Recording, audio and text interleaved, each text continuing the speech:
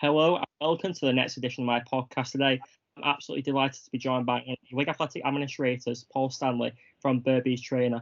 Paul, over the last month, working alongside Gerald Krasner in helping Wigan run the club in terms of finance after they went in administration at the start of July. So you took over and was appointed as an administrator on the 1st of July. Can you review the last month and explain some of the procedures and things you've had to carry out?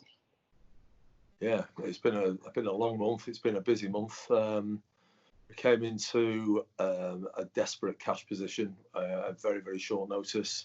So we've had to work with all the team at the club, the players, the management team, and all the staff that are day to day at the club, and they've all been really friendly, really helpful.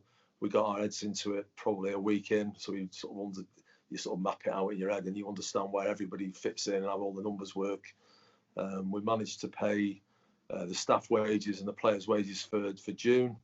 We've managed to pay the staff wages for July, but not the players yet. And obviously, the club had a record win under our guidance, but then unfortunately fell away in the last two games with late goals away at Charlton and Luton getting one, and then in the last game of the season against Fulham wasn't quite enough, unfortunately. Yeah, so it's been interesting, but fairly hectic and fairly stressful as well. Obviously, there's a lot of pressure when an administrator comes into club. But when an administrator comes into club, what are the common conceptions and situations you find, and how has Wigan differed? What in terms of any business? I think normally you go in with your eyes open and everybody knows what the plan is. The plan's been agreed before you go in.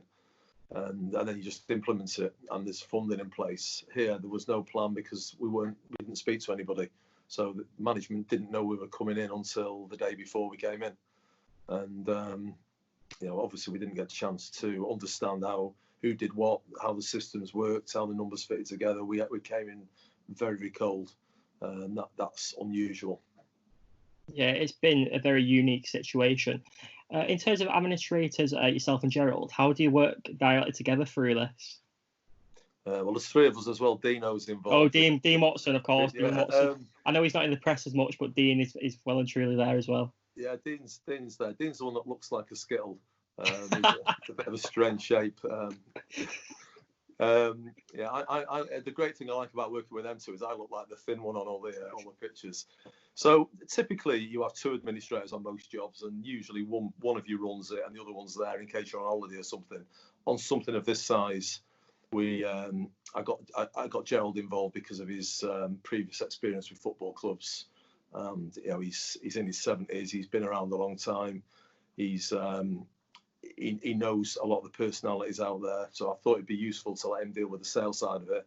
And then me and Dean work together on all the bigger, complicated jobs we've got in the office. Me and Dean work together on anyway, so we just divvy it up between us. We're all partners. We've got a team beneath us. We all know broadly what our role is. There's a bit of overlap, but there's too much to do for one person, so it just gets delegated down the team. And the same with the legal team that you've got. Everyone's got an expertise, and we try and work to everyone's strong points. Absolutely, and it's a really strong team you've got. How has the search for potential buyers been, and are you able to provide an update? Yeah, there was a lot of interest, as you know. We asked people to show us they've got money, which gets rid of a lot of the time wasters, but it doesn't preclude people who aren't that interested in buying a club from getting a look at the data room, because if they've got a bank that's willing to say they've got the money, or if they've got the money they can have a look, they might be looking for a completely different agenda. So we've had to filter through all those. I think the big issue we've had is not knowing where we're starting from. So it's difficult to plan a journey if you don't know where your starting point is. Until Friday, we didn't know which division we were going to be in. So I think from a lot of purchases perspective, there are some that perhaps bigger ticket people that wanted to come in straight away in the Championship because there's more TV money. Perhaps some of those have a lack of understanding that also the costs are significantly more as well. And then there's other people that are interested that are perhaps more local people, maybe two or three people banded together, who probably find League One a better place to start because it's more affordable.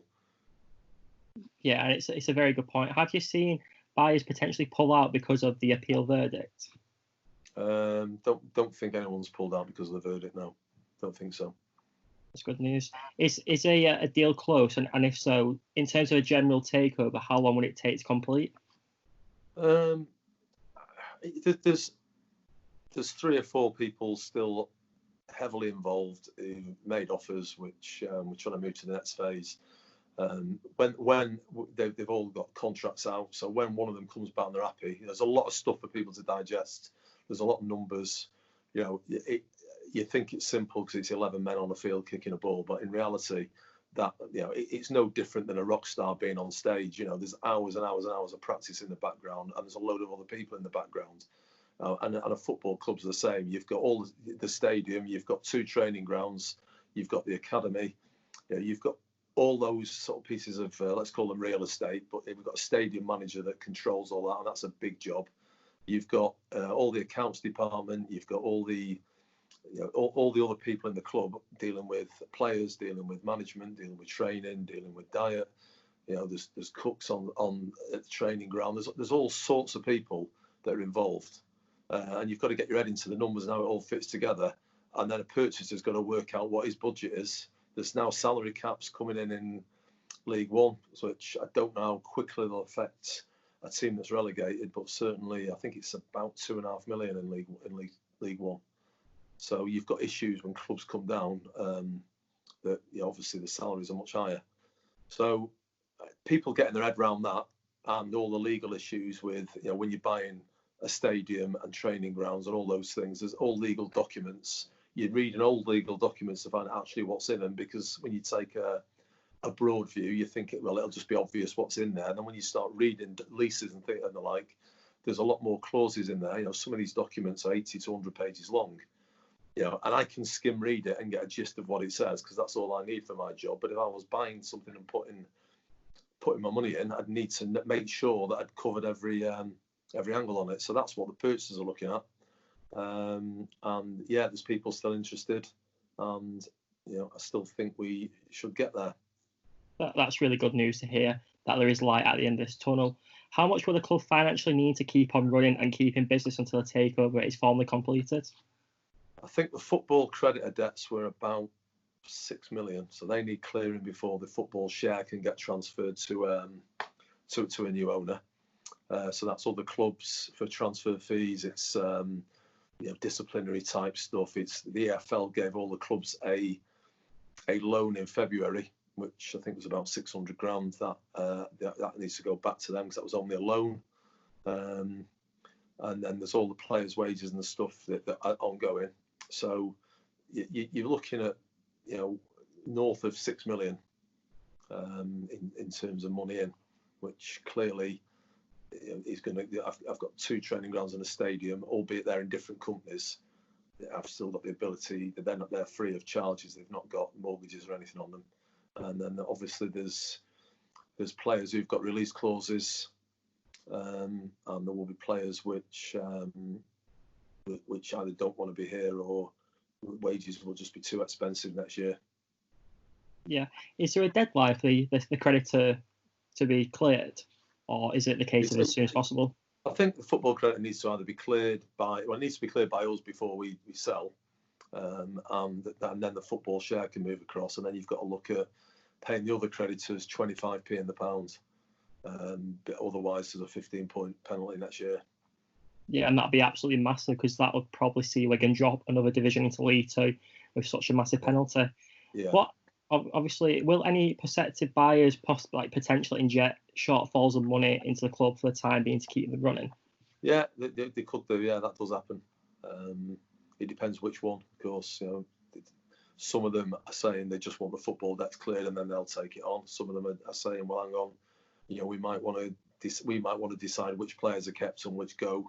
So the only way of doing that would be what you've just said, which they're then providing funding. So it's a possibility.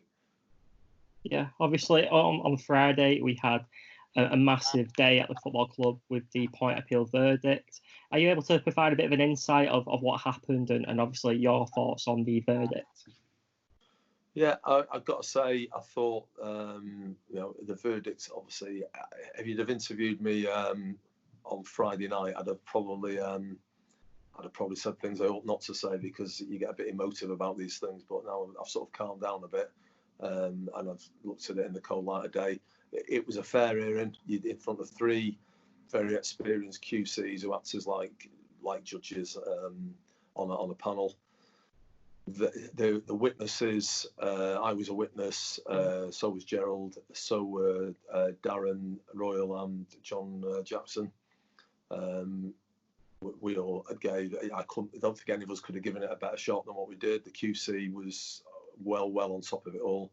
We'd seconded one of our staff to work for the QC for the period before, so then the documentation of the club's spot on, so everything's up to date. So we were able to provide all that documentation so the QC could concentrate on getting his arguments. So I think we couldn't have given it a better shot. I think we had to do it, given the one, from the point of view of the integrity of the staff and the players at the club, who are going to see reductions in income because the club's gone down, not through their fault. From the fans' perspective, you take a long time working your way up the leagues, and it's easy just to walk away and take a point deduction without fighting it, and then down the line, if other clubs go in a similar situation and fight it and win, I think you'd be kicking yourself then, saying you wish you'd had a go. So we had a go. I don't think we could have done any better. I think the appeal was open, transparent, and I respect the decision of it. I respect the position of the AFL. I'm not saying that I necessarily agree with the outcome, but I have to respect it. It was a fair appeal, and we give it our best shot, and it is what it is at the end of it. I haven't got any regrets about any part of it. But it is what it is, and it's a fair.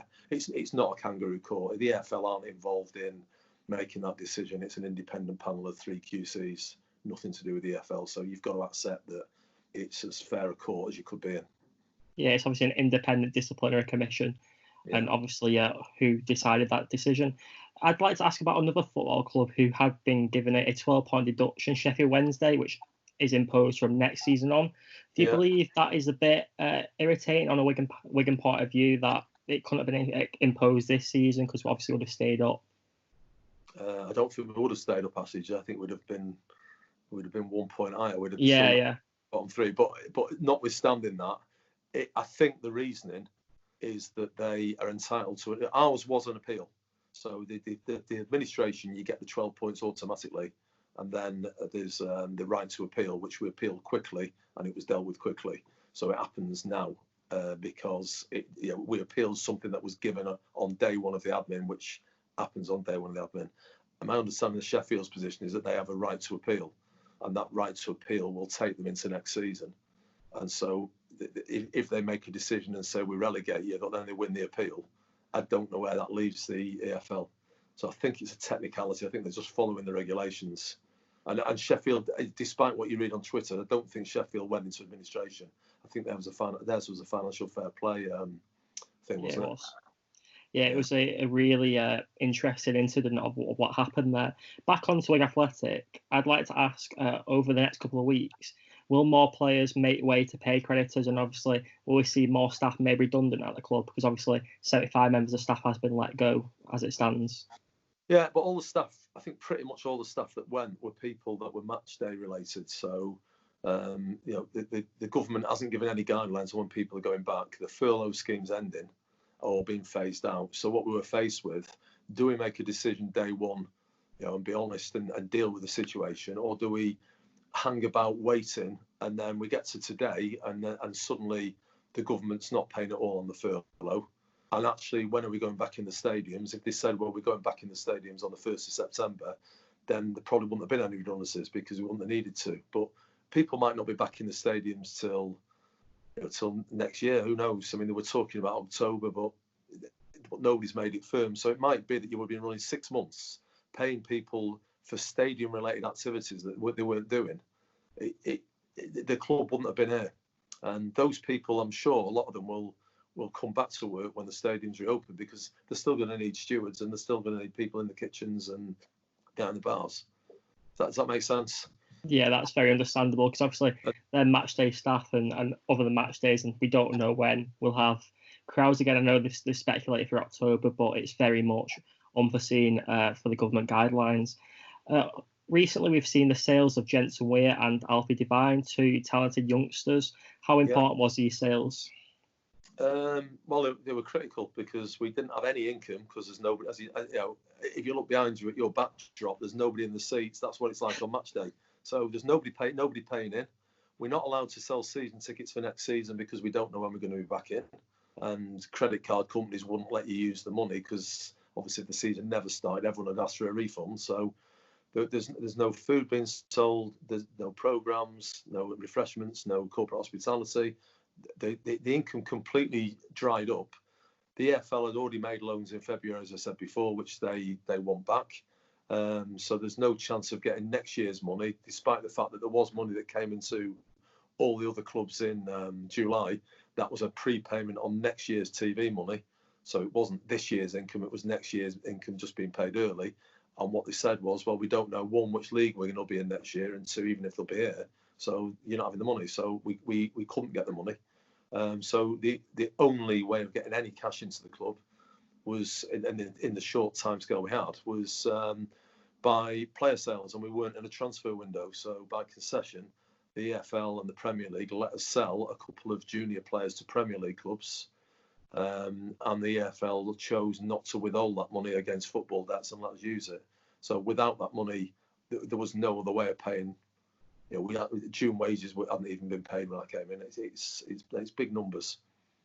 Yeah. So those two went, and fair play to them. They've done well in the academy, and I really hope it works out for them, because one thing that they've got on the CV is that I can categorically tell you that they did save the football club. Yeah, obviously they may not have had a massive contribution on the pitch while they've been at Wigan Athletic, but they have a massive contribution off the pitch, helping save the club in the darkest of times. Yeah. In those player sales, are you allowed to disclose on whether any clauses were inserted to future benefit the club? Yeah, all the usual clauses were put in there. So there's appearance money, there's the usual stuff that if people play so many games, get promoted, all those well, they won't get promoted from there, but it's appearances typically, and they rise. The amount that gets paid is a small percentage of the amount it can rise to. Yeah, that's a very good to hear. Is Jonathan Jackson and Joel Krasner working on the player side of things, or no? I've been doing the player side of it. Jonathan gets involved because obviously he's got the experience, and at the minute Liam Richardson will get involved as well, as will the academy manager. Whose decision is final when it comes to selling a player? Will it be yourself or Liam Richardson? Well, it's my signature goes on it, so we have discussions. And obviously, it depends on who's making these things. That it's not like a sweet shop. That you can only sell players if people want them, or if players want to go. And whereas we have to raise the money, you can't sell a player if nobody wants him. Equally, if you've only got one goalkeeper, it would be daft to sell one goalkeeper because you'd have to go and buy another one. So there's restrictions in terms of the size of the squad, what players we've got, what depth we've got, what we've got coming through from the under-23s. And that's why we consult with Gregor as well at the academy, because he knows which of the lads coming through are capable of stepping up to the next level, and there'll be an opportunity there for some of those lads.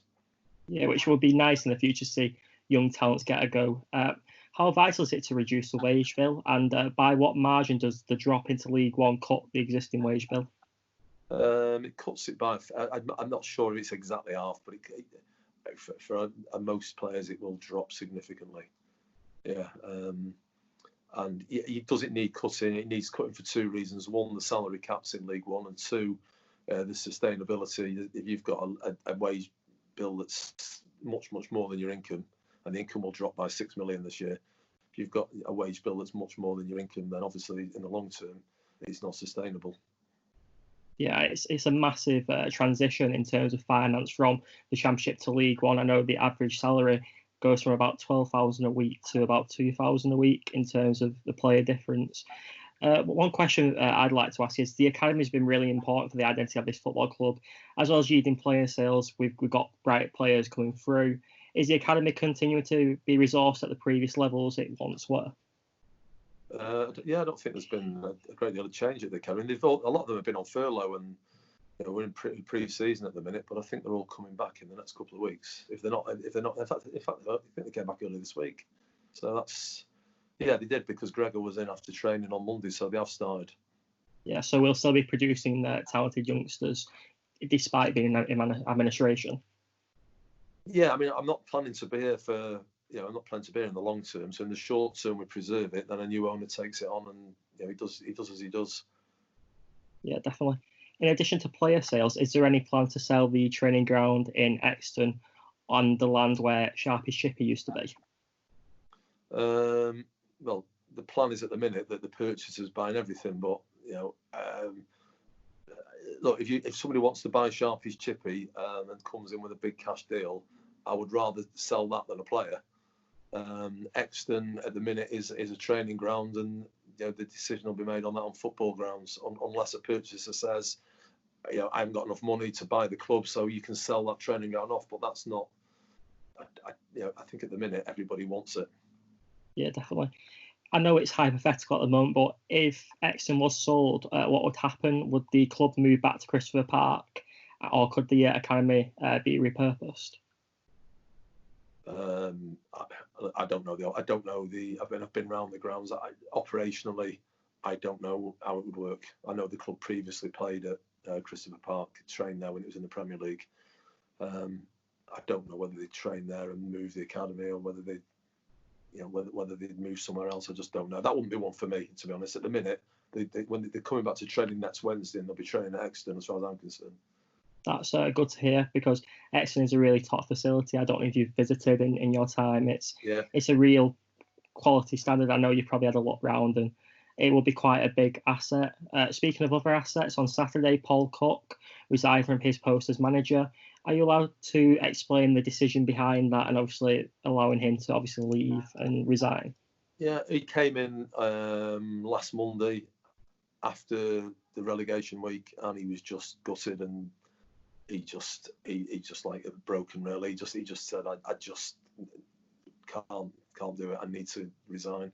And he asked if he could be released. He didn't have another job to go to. I don't think where he's in his career, he's on an upward curve at the minute, and I think he thought it would be difficult for the club to afford his wages, and I think he also thought it would be difficult for him to find a job if he was still at Wigan. So, yeah, it's obviously a massive decision, because obviously he is local and he's got a family to consider. Will Wigan receive any compensation if Cook does join another club in the imminent future? I doubt it. Yeah, I doubt it, because you've got a dilemma that you've got purchasers coming in who may want their own manager, and a manager's wages are expensive, and to sack a manager is expensive. And then you've got the flip side, that if you keep them on and somebody comes in and offers them a job, you would ordinarily get compensation. But I think if you look at all the Championship managers that have moved in the last 12 months, I don't think any club paid compensations for any. They all went for managers that are out of work. So you could end up in a sort of daft, almost standoff position where the manager, his heart's not in it anymore, where at some point you're going to get the bad news and you have to restructure it. And he doesn't find another job because clubs don't want to pay compensation, because there's loads and loads of managers out there. So it's just a call, really. He's done a really good job for the club while he's been here, and I just felt, I've had the conversations with him, we reflected on it overnight, and I just thought it was the fairest thing to do. That's a really respectful decision. How has Paul Cook been to work with, as well as the players, during your time at the club? He's been sound. He's same with Liam now. They pick up the phone. Sammy Morse is the same. They pick up the phone. They send WhatsApps. They ask questions. We have open dialogue with them. They're just really good. They get on with that. I don't want to interfere in their jobs, much as I'd love to see myself as being some Pep Guardiola manager. in reality, I'm an accountant. I played Sunday League football. I didn't play pro football. So I'm just no different than any other fans. And we all think we could run a club better than the people in there, because we all think that about our clubs. But actually, they put hours and hours in, these guys, and they're all experienced. They've played themselves. They've been involved in training for years. It's not in my gambit to go interfering in their jobs, in the same way that I don't interfere in Louise's job in the HR department. I don't interfere in Sarah's job and the company secretarial side of it. They're all qualified people who do what they do, and they just reporting to me. And it was the same with the manager. I got on with him great. He's left with best wishes, and we've left on really good terms. He's a really great guy, Paul Cook, and he's done an excellent job in both on the field and obviously in the community too. Yeah. Back on off the field matters, what is your understanding of Wigan Athletic being placed under a 2-year transfer embargo? A transfer embargo, I'm not sure. I think it's a soft thing. I don't think it's as strict as you can't do transfers. I think it's more that you've got a sort of budget and a set playing squad. I think with Bolton they gave them a size of playing squad, and then obviously if somebody gets injured, you can go in and replace them. So I don't think it's as strict as you can't, like Chelsea's. They couldn't buy anyone, could they? I don't think it's like that. I think it's much softer than that. And I think you just have to make representations to the EFL. Do you think the word transfer ban is probably the wrong terminology? Yeah. I don't think it's a ban, is it? I mean, you probably know better than me, to be honest, Jay. Yeah, I believe, off my own understanding, obviously seeing previous clubs, I think you could sign players on a free and a loan. I think you can only have up to, I think it's 23 or 4 players in the squad. Or it's definitely limited squad numbers. I don't know the exact figure. I'm speculating, but I know it's definitely you can sign free and loans, and obviously fans may be concerned that obviously if we lose a lot of players through sales, that when a new owner comes in, obviously if we're under embargo, we can't replace them. But do you believe that this won't be the case, because obviously because of the pandemic, players will become available on frees out of contract, and it will be a better situation than what this seems?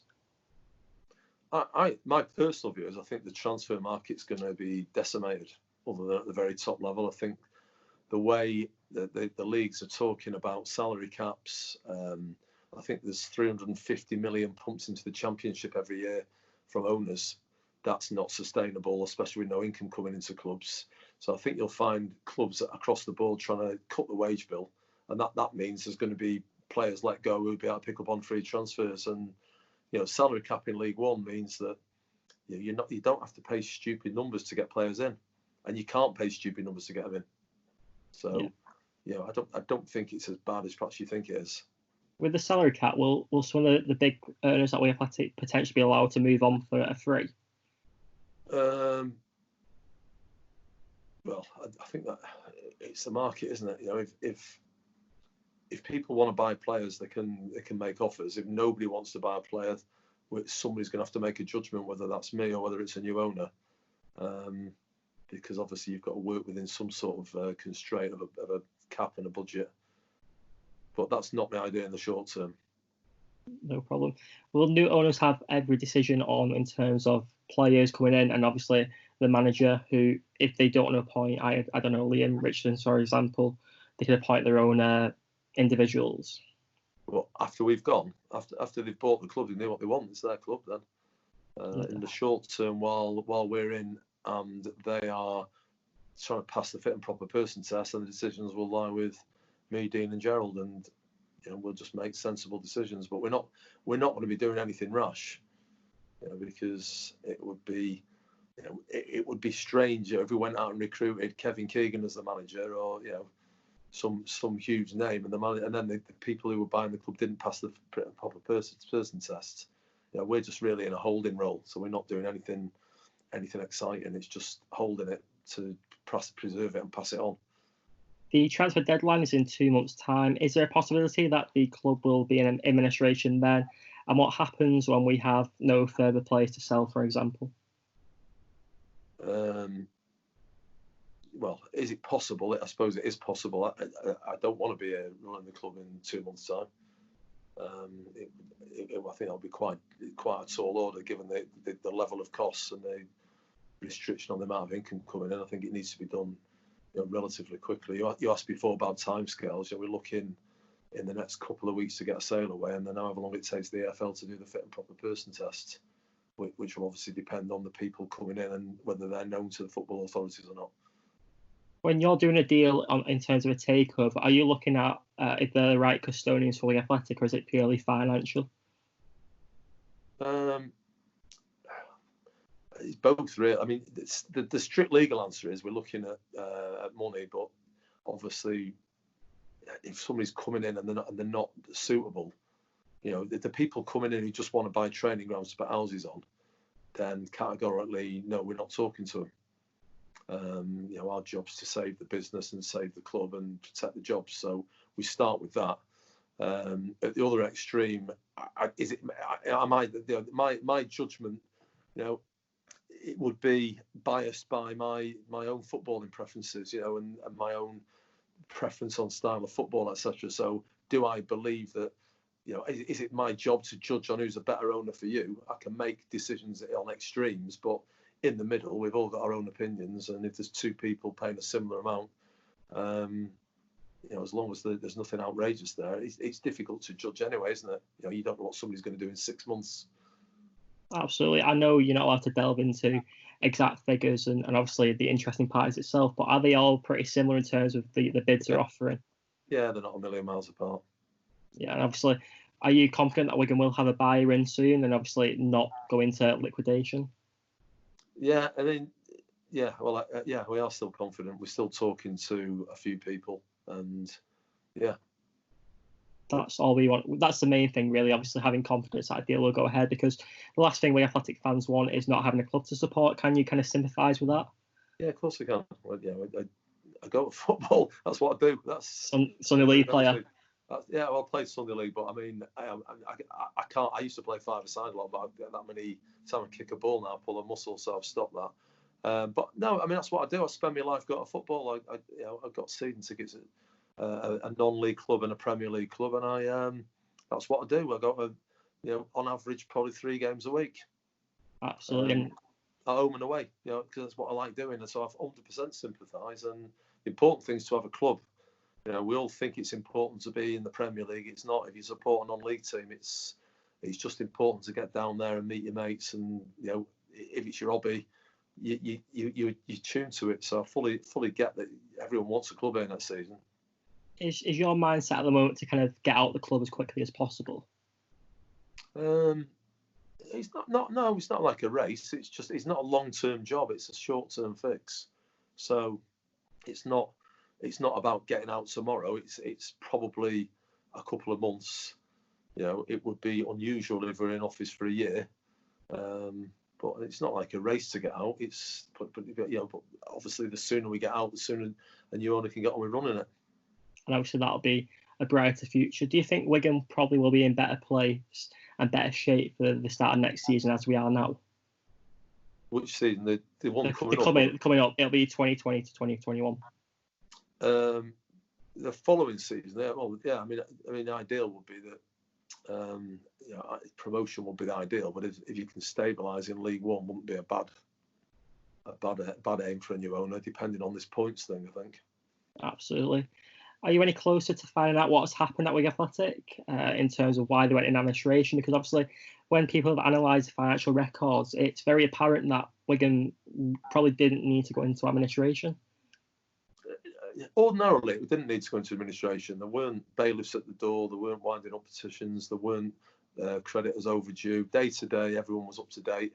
But when an owner just says, I'm not prepared to fund it anymore, or I can't fund it anymore, the wages are due, and you've got no income, then unfortunately that's where you end up. Have you been able to speak to the previous owners? And if so, can you disclose any details from that conversation into the public domain? I've not spoken to him. Gerald has, but no, I can't. There's nothing in there that's groundbreaking, but I can't discuss it at the minute. That's perfectly understandable, and thanks for your honesty. Obviously, a big question Wigan fans want to know is, over the past month, we've had a lot of highs on the pitch, but a lot of incredible lows off the pitch. Is there light at the end of the tunnel? And obviously, how long is this tunnel? Because each day kind of feels like a different nightmare, and it kind of feels like it's never ending. Yeah, well, I feel like I'm sharing the nightmare with you, to be honest. It's you go from a high when we went 8-0, thinking that we'd probably be safe and don't need an appeal. And then you drop down through getting relegated, getting the appeal, losing the manager, the club circling around your playing squad. So yeah, I fully get what you're saying. We've just got to try and, it'd be ideal to say, here's a new buyer, do it today, but the real world doesn't work like that. So, everything's got to be done through solicitors. It's all got to be done properly. They've got to be vetted. So, hopefully we're talking, a few weeks or a couple of weeks, but not months. Absolutely, and that's some really good news for Wigan fans, because obviously the main thing, like I said earlier, and I've touched upon, is having a club to support. On social media, there's been a lot of rumours floating around that there could be an official announcement soon over the coming days. Is this true, and is this the case? Well, you tell me. I don't know. There's been all sorts of bollocks on social media, to be honest, Jay.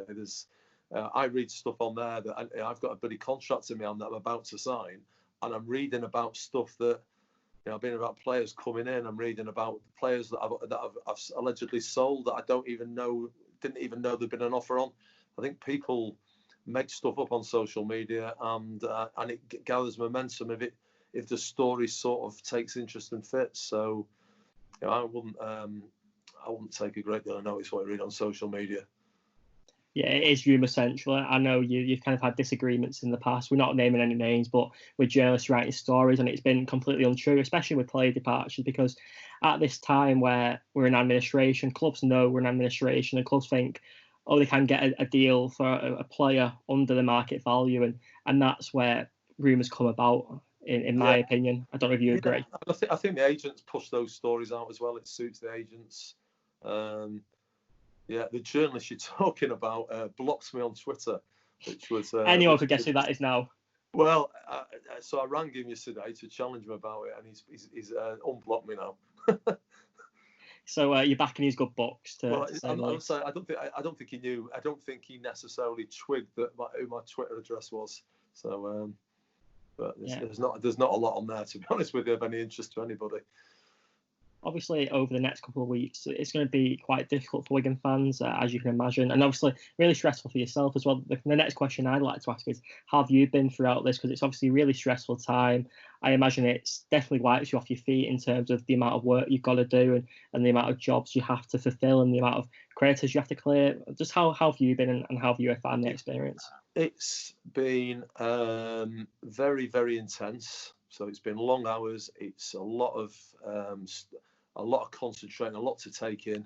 You're coming into a business that you know nothing about, with hundreds of employees, and you've got to take all that in. So it's almost like learning when you're at school. You've got to read it once, remember it, fit it all together in your mind, and that takes that's very tiring, not physically but tiring mentally when you're spending that length of time. It's taking up all my evenings, all my weekends, a lot of my family time.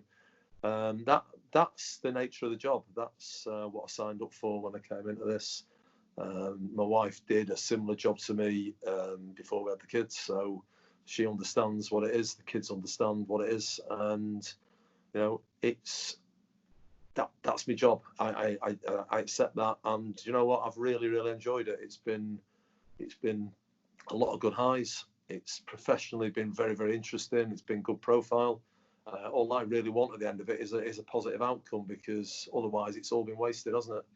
Yeah, and obviously it's really important that not only the football club survives, and the town obviously keeps their football club too, because Wigan does a lot of work in the community. I don't know if you've seen it, and it's been excellent. The community club's not been affected by the administration, thankfully, so they carry on doing that. So would that ever get potentially affected by any administration or any winding up order? No. Is it a separate company? Completely separate. That's really good news to hear, because obviously the community trust have been absolutely vital in terms of providing goods and services during coronavirus, helping vulnerable people, checking up on their physical and mental health, and I think that's really important. And my last question to you is, and I'd like to say thank you so much for your time. You're an extremely busy man, and to give up so much of your time to talk on a supporters podcast, a journalist podcast, it's really appreciated, and it speaks volumes of yourself. My final question is, what can the Wigan Athletic fans expect from the next few weeks? What do you think is going to happen, and what do you think is going to be the outcome of a lot of situations? Well, I'm hoping that we'll be able to announce that there's a buyer for the club, and I'm hoping that's a positive bit of news. There will inevitably be player sales, just because there are players who've got release clauses which I didn't write. If a player's got a release clause because we get relegated, then that's in his contract, and I don't have the right to dispute that. It just happens, and that means, unfortunately, that there will be some players going for less than what I think the market value is. But the key thing is to make sure that the club's still here to be sold. So, the lesser of the two evils is having a few less players. But I still think the squad will be strong in League One, to be honest with you. I think the way they played was great at the end of the season. Yeah, absolutely. Do you believe that a lot of the players will make way, or do you think we'll still have quite a lot of players who were here last season, next season? I think it all depends on the market, really. I mean, the players' wages come down, so a lot of them will be affordable. But there's a lot of those players will feel that they can play at a higher level, and there'll be a lot of clubs that perhaps feel that they could take those players to play at a higher level. But I don't know what the market's going to be like. With no clubs have got any income at the minute, so clubs are trying to sort of stay in the game rather than going out expanding the squads. So apart from the Premier League clubs, and the odd club in the Championship, most clubs I think are going to be battening down the hatches, and I don't think you're going to see loads of activity for money in the transfer window. Do you think this pandemic has changed the way football will be run financially for quite a while? You'd like to think so, but I doubt it somehow. I mean, these things are, there's been so many financial crises in my career that everybody's said, I'm sure all the banks will have learned the lesson. I'm sure football clubs will have learned the lesson. But the second it gets back to normality, I think people just revert to type, don't they? Absolutely. And I know I said it was my last question previously, and I apologise for that. But obviously at the club, it's been a really tough time, and fans have been doing everything they can to support the club through crowdfunding. We've had the obviously cardboard cutouts, we've had fundraisers. I know Stuart Alker, a Wigan Athletic fan, he's ran 30 10k runs in 30 days, which is phenomenal. Yeah. And we've had such a big fundraising effort. How helpful has that been to the club, and obviously what can fans do to help out? Well, at the start of it, when Mick and Caroline came to see us, and Adam, they came to see us and were saying they wanted to raise the money, and we were looking at what things. They didn't just want to tip the money into a big black hole, and they wanted to know what they were paying for. So we got a schedule of what did we need to do to put games on, and then they went out and raised the money and paid for those things. So there's a big audit trail, a big list of things that they've paid for, which is nearly 200 grand's worth. Without that money at the start of the job, we wouldn't have been able to, wouldn't be able to get the games on.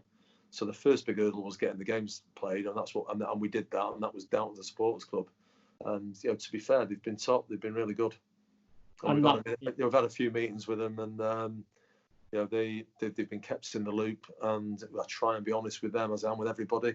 And the effort's been fantastic. It's been really shows that people care about the football club in the town. Do you think the supporters will act as an attractive proposition for any potential owners? Yeah, of course they are. Yeah. Why wouldn't they be? There's you've only got to read. I criticised social media before, but obviously I still go on it. You've only got to read the stuff that's been put out there, and it's all been. There's the odd negative comment from people that don't really understand, but the vast majority of it is the whole town and including the MP, including the council, everybody pulling in the same direction, which is it's what you'd expect from a northern working class town. Everyone's pulling together for the good of the community, which is great. It's been absolutely wonderful to see. And Paul, I'm going to end the podcast here. I'm going to let you get off. You're an extremely busy man, awesome. Like I said earlier, and I'd like to thank you so much for coming on the podcast. You've been an absolute pleasure, and it's been really informative and insightful, and hopefully it'll give fans some reassurance that there is light at the end of this tunnel, and we hopefully will find a buyer and obviously not liquidate and cease to exist. And I think they're going to have a lot of confidence now moving forward that we're in very good hands, and that's credit to yourself, Gerald, and Dean Watson too, who I forgot earlier in the interview, but obviously we got yourself and Gerald as the main spokesperson there. I'm going to quote yourself that Dean looks like a skittle, which it's definitely give a good laugh to a really difficult time. And I'm sure if Dean does watch this, I apologise, as I don't think Paul probably apologises, but it's great to have a bit of banter as well. You've got to listen. It's like you've got to have gallows humour. Having watched City for years when we've been down in League Two and watching County get relegated from Stockport from the Championship down to Conference North. If you can't laugh at yourself, you'd be committing suicide, I think. So you've got to treat each other with a bit of you've got to respect each other, but we have a good laugh as well at times with each other, which is it's all good for the team, to be honest. If you keep spirits up, people work a bit harder and a bit better, and we're definitely all on the same page on this one. Absolutely, that's wonderful to hear. So I'd like to thank, obviously, Paul for taking part and everyone for watching. I really appreciate it, and see you guys for the next podcast.